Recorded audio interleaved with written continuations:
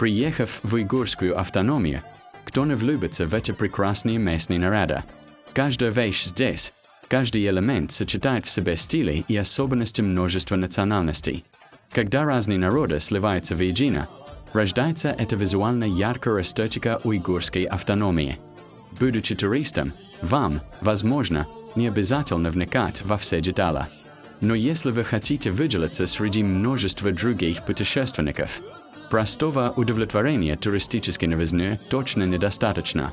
Возможно, вы, как и я, могли бы последовать за местными дизайнерами, чтобы прочувствовать очарование, скрытое за национальными уйгурскими костюмами. У нас есть шоу под названием «Струны Сатара». Сегодня мы готовимся ко второму показу. Я, как дизайнер, хочу с помощью этой сцены показать побольше таких нарядов, которых не было в других выступлениях. Гуляя по улицам и переулкам уйгурских городов, вы заметите, что независимо от того, как меняется веяние мода, уйгурская традиционная национальная эстетика всегда сохраняет свое место, мягко вплетаясь в современную жизнь. В поисках самобытного национального колорита мы добрались до древнего города Кашгар, чтобы увидеть, как исконно уйгурская мода удерживает позицию в современности. Перед нами предстал местный парень Mayran, молодой дизайнер и предприниматель, работающий с уйгурской национальной одеждой, и его модное шоу. 12 уйгурских мукамов – это объект всемирного нематериального культурного наследия ЮНЕСКО. Мы добавим к ним сценарий, сделаем его иммерсивным прямо в переулках древних городов. И одежда тоже. Как раньше одевались жители древнего уйгурского города, такие материалы мы и используем. Если присмотреться, одежда каждого музыканта тщательно подготовлена. Используя такие традиционные методы, мы хотим, чтобы местные жители, приезжие и туристы, увидев это здесь, приняли это и продолжили передавать дальше своим друзьям и знакомым.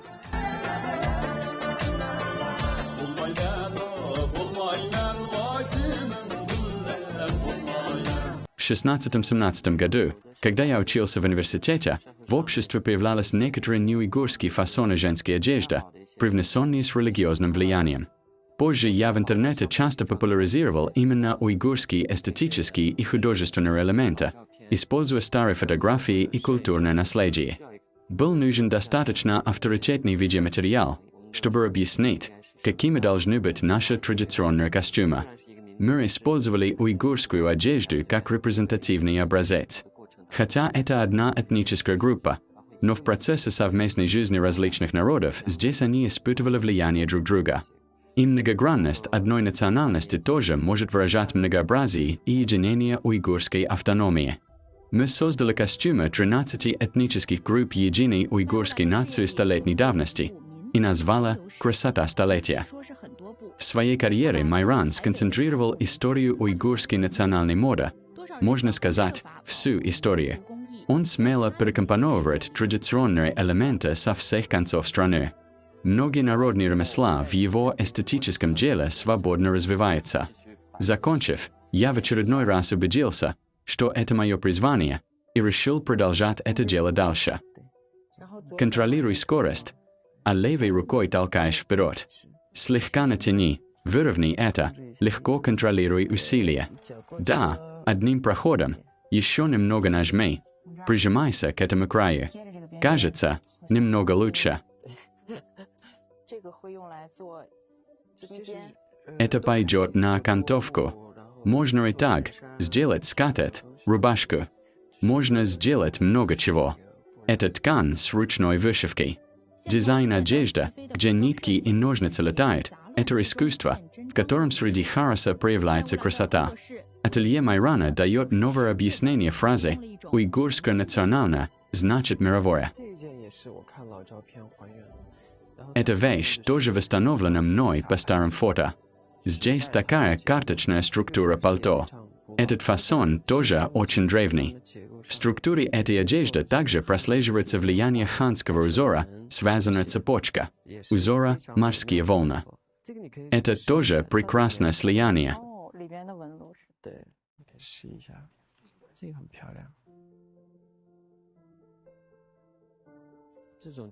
Это можно примерить. Такой головной убор называется «жемчужная шапка». Уйгурская автономия – это место, которое находится дальше всего от моря. Но жемчуг в древние времена использовался как очень ценное украшение или символ богатства. Жемчуг здесь очень любили. Это было очень почитаемое женщинами украшение. Посмотрите на эту вещь. Я тоже восстанавливал ее по старым фотографиям. И здесь очень заметно влияние маньчжурского стиля. Такая форма, похожая на пузырьки воздуха. Но тканевая часть все равно из уйгурского атласа. И это прекрасное слияние. Этот фасон, как у маньчжуров, часто появляется в исторических сериалах, у придворных. Это, возможно, эпоха поздний цин, традиционный костюм. Грандиозное модное шоу «Красота Столетия» — это способ прикоснуться глазами к национальной уйгурской эстетике. Mayran стремится к тому, чтобы люди примеряли одежду сами, ощущали ее фактуру и красоту ткани. Оживать вместе с жизнью человека – вот лучшее предназначение для одежды.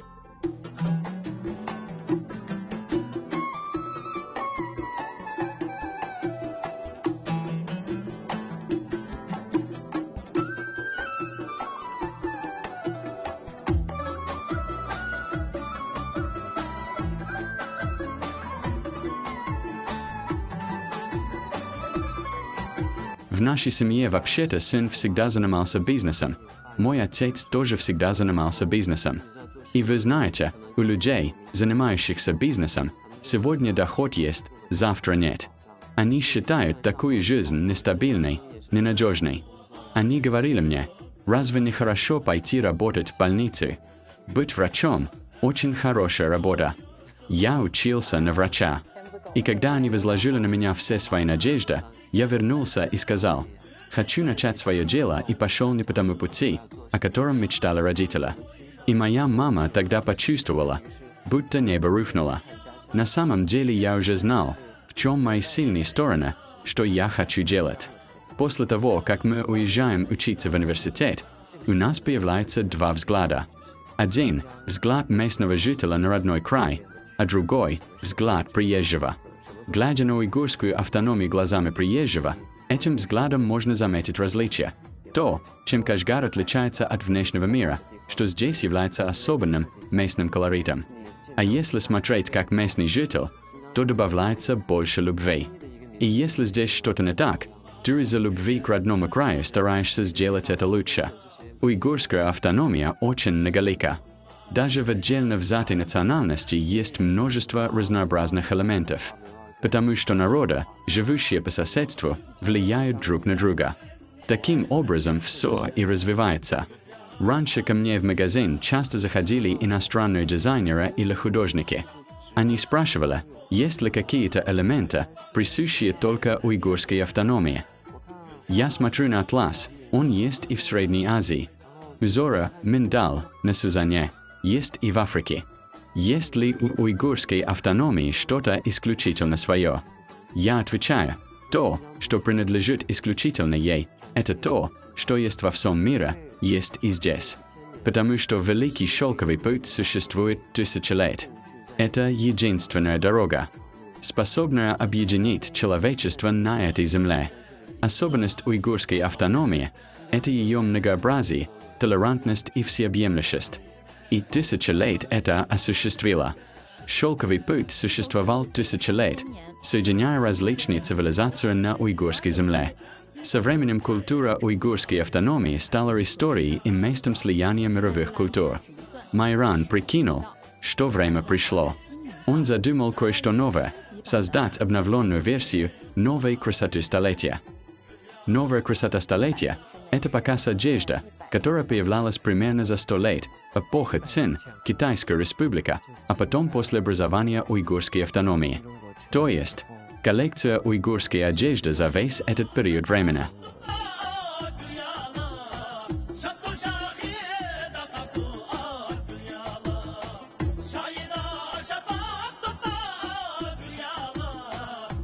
Столетняя история обретает новый смысл в творчестве Майрана. Молодое поколение, как игла с ниткой, искусно соединяет глубокую уйгурскую национальную эстетику с современной повседневной жизнью. Так традиционная уйгурская культура обретает новую жизнь. Вы можете увидеть ее впечатляющее появление на показах мод, а можете неожиданно встретить ее на улицах и в переулках. Давайте с нетерпением ждать, что в самых разных уголках мира все больше людей будут открывать для себя красоту уйгурской национальной культуры.